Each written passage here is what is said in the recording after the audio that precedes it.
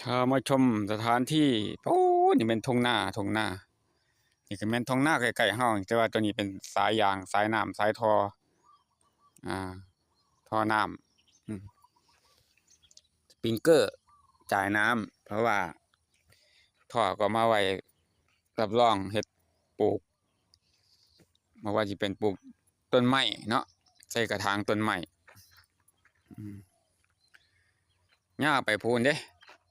นี่อีกส่วนหนึ่งเด้ฝั่งหนึ่งบ่ได้รวมฝั่งที่พามาเบิ่ง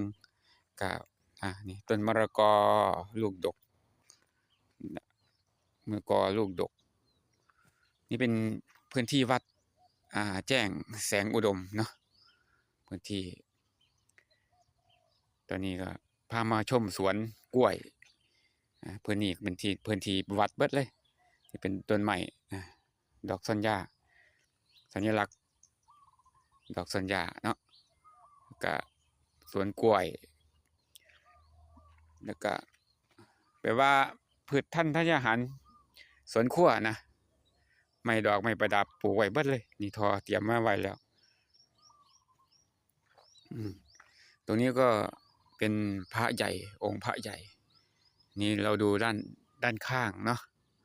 แสงตะวันก็ส่องมาพอดีแสงตะวันส่องมาพอดีนี่ก็ยาวไปโน่นแหละยาวไปโน่นแหละต้นดอกไม้เนาะอันนี้เป็นกุฏินี่เป็นป่าเขาทางเขาหมู่บ้านบ้านนี้ก็มี2 หมู่บ้านด้วยกันเนาะเขากำลังเกี่ยวเอาคลิปหน้าพอกันไหม